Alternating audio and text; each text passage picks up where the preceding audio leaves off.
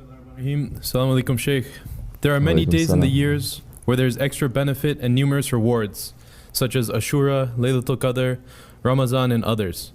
There are even certain acts that are said to be equivalent to performing the Hajj. How do we understand this and keep our egos in check so that we don't just end up focusing on special days and events to get lazy and uninterested on regular deeds done on regular days? Also, are there certain acts done at home that are equivalent to performing Hajj, and how do we understand the worth of actually performing the Hajj? The question that you are asking, it is a spiritual question. It is not a question based on Shariat. It's a spiritual question. It's not a do's or don'ts. Now you're asking why. What is the reason why? So, we'll speak, inshallah, according to that spiritual reason. Then I'm going to ask you a question. What is your reason for worship? If you say because Allah is making it obligation to us, then our faith level, it has not risen above animal level. The animals, when you tie them up, they don't eat. You don't give them food, they don't eat.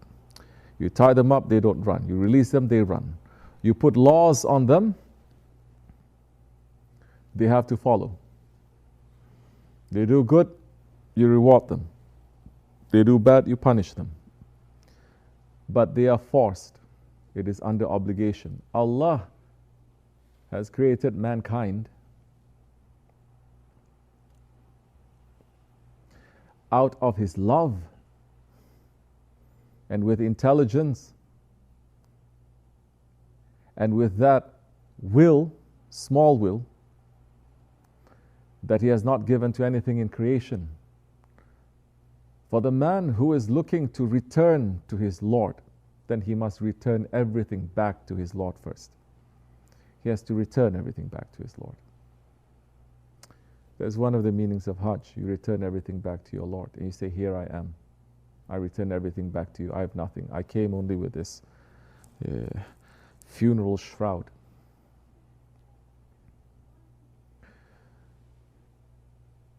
The one who is coming into a spiritual understanding of Islam, then he's going to say, why?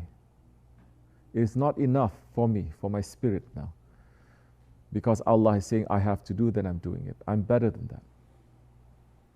Then it's not enough that because Allah is saying, if you do good, then I'm going to reward you. If you don't do good, then I'm going to put you to hell. I'm more than that. Allah subhanahu wa ta'ala deserves more than that. Then why are we worshipping? So if you're going along the spiritual way, as the Holy Prophet ﷺ had said, as the awliya Allah, they are telling us and teaching from the spiritual teachings of the Prophet, we worship Allah because He deserves to be worshipped. Because He is Allah. Because He deserves to be worshipped. We cannot worship Him the way that He deserves to be worshipped, but He is deserving of worship. He is the only one that is deserving of worship. That's why 40 tariqats is speaking about the heart and love when they talk about spirituality. Because once you start to enter into that ocean a little bit of love, which every human being understands and they feel, male and female, young and old, they understand what is that love. And that love can be something that is low or something that is high. It is all coming from the same ocean, like this or like that. Then with that, you understand that whatever that I'm doing now, I'm doing it because of that love. Because He is Allah. Because He deserves to be worshipped. Because He has created me. I am returning back to Him. So when you have that attitude of worship, number one, the holy days and holy nights will come with its blessings that will only give you more gas to do. That you're not there, like I just gave the sohbah to the women, no? How many are going to spend whole day and whole night worshipping? And he asked them, why are you worshipping? Because I want to go to Jannah. Why are you worshipping? Because I want to get this, because I want to get this, more health, more this, every other kind of benefit. And I'm saying to the women, I've never met someone who says, I spend whole night, and I ask them, why is worshipping? Because I just want to be with Allah. I want to be with Him. Because He is always with me. As our Shaykh used to open the zikr every time, saying, Ya Rabbi, you're always with us. You're never forgetting us. And we want to be with you. Help us to be with you. We are very weak. Help us to be with you. We just want to be with you. So, when you enter into holy days and holy nights, there are special blessings that come that helps you to be with your Allah better. Look, everyone is going to get what they deserve, what they want. What the heart wants, you're going to find. Those who are here and they want to find dunya, Allah gives. If you want to satisfy your ego, Allah gives. He is the most generous. To us, you're looking for Him, He will give too. So, there is worship. Because you want to be with Allah. Because you want to give thanks to Allah. Just to sit. Shaykh Effendi said so many times, just sit somewhere and just say, thank you, Ya Rabbi. I just want to be with you. I just want to thank you. Thank you, Ya Rabbi. That is worth more because it's coming sincerely from your heart. You are not going to memorize some dua, some ayat, some hadith that you don't even know the meaning so much, and you're just repeating it because you believe He's going to do something good to you, but that good that you are chasing is other than Allah and His pleasure. So now we enter into sincerity. As we said so many times, our mother, Hazrati, who? Rabiul Awwal, great saint, friend of Allah, was saying, I want to burn the paradises and I want to put out all the fires of hell. And when they asked her why, she says, because we only worship Allah to get to paradise. So I want to burn paradise. Because nobody is worshipping Allah because He deserves to be worshipped. Now this deserving to be worshipped, we're entering into spirituality. You're not looking to see, Allah is not our employer, our boss, our business partner. He is our Lord.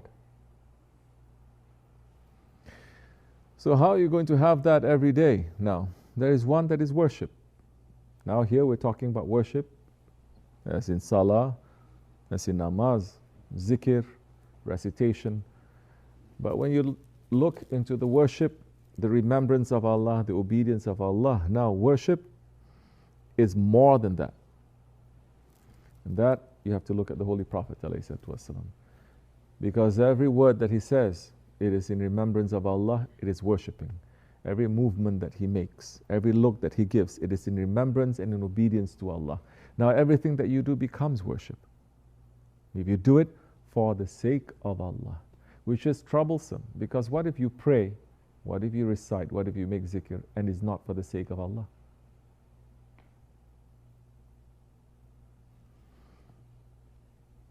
So you're happy, be happy for the sake of Allah. You want to spend time with your family, do it for the sake of Allah. Now, that meaning of worship will open up. That worship will open. Because the aim of worship is to remember Allah. It is not to remember you and what you're going to get. It is to remember Allah, regardless of what happens. So that is the essence of worship, is to remember Allah. There are many who go to the Hajj to fulfill their desires, to fulfill their wishes. It's not for the sake of Allah. We say, Labaik Allahumma labaik, here I am. What does it mean when you say, here I am? It means you leave everything aside. What does that mean, you leave everything aside? You say, Allahu Akbar. It is the first movement in namaz. When you do that, you're throwing the dunya and everything out and you're remembering your Lord. In the Hajj, it's a very huge subject. The whole body, your whole self now, not just one movement that you're doing, you leave everything aside. You have already entered, when you enter into that ihram, it is to enter into death. Whereas in death, there's nothing there. Your Lord is there.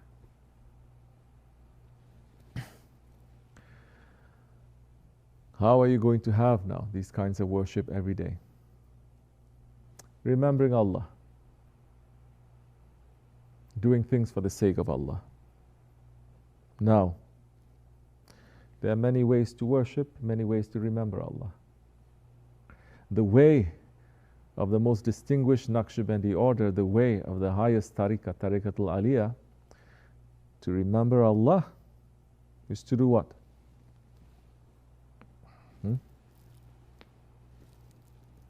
As the Prophet says, 1 hour of meditation, it is better than what? 70 years of worship. 1 hour of meditation. What is that meditation? What is that remembrance of Allah?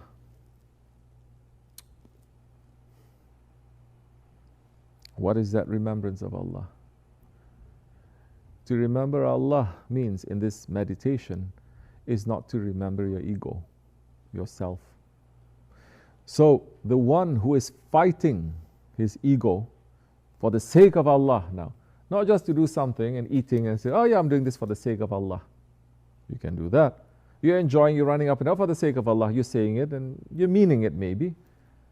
But now what it means to do something for the sake of Allah, it means that you don't do it for the sake of your nafs. Because nothing in existence is a partner to Allah. There is nothing to a partner to Allah. There is no partner to Allah. But the nafs is the only one who claims to be, not shaitan, not the mountains, not the galaxies, not the ant, not anything, except for our ego is making that claim that it is a partner to Allah. So now,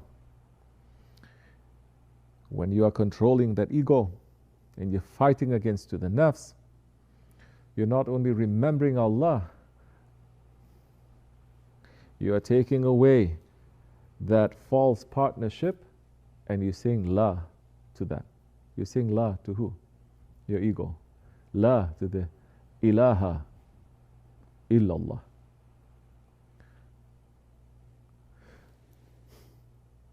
Then those actions is more beloved to Allah. The one who is fighting against to his nafs, fighting against to his shaitan, to the dunya, to your passions, fighting against to your anger, to your jealousy, fighting against your stubbornness and your envy, fighting against your arrogance. And these have hundreds and thousands of tricks and traps, hundreds and thousands of divisions, roads inside. You're fighting against that. Using the teachings of the Holy Prophet ﷺ as told by the awliya Allah, as your sheikhs. Now, you are putting Allah there, first and foremost. You're not putting your ego. Then that time, that worship is very precious to Allah. It is very valuable to Allah. Now Shaykh puts it very simply. He's saying, the servant who gets up in the middle of the night, hating to get up, hating to renew his wudu, hating to pray, to worship, falling asleep, but fighting against that hate, fighting because that hate is coming from shaitan, coming from the ego, forcing himself, falling asleep and forcing himself, that servant and that action is very beloved to Allah, more beloved to Allah than a servant who stays up all night easily worshipping. So now we're talking about the struggle. We're talking about this biggest struggle. May Allah give us the power against our nafs, inshallah. May Allah make us to be successful in this struggle, inshallah. May Allah not let us to be fooled. May Allah let us to hold on tightly and to connect ourselves with our teachers, with our sheikhs, inshallah. and never to let us go. Fatiha. Amen.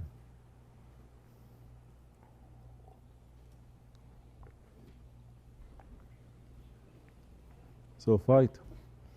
You who fight against it. I'm saying, I've said this before, we understand. I know where you're coming from. I know if you're tired, exhausted, this and that. I can give you 70,000 excuses. You don't have to give me any excuse. We know. But what is it that we're trying to see? If you're giving in or if you're fighting.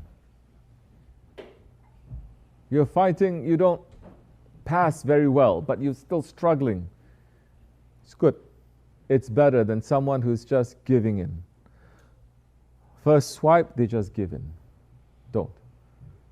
The one who is on the spiritual way, he has to be a spiritual warrior also. Yes, we are weak. But we must fight, and that fighting gives us the power, inshallah.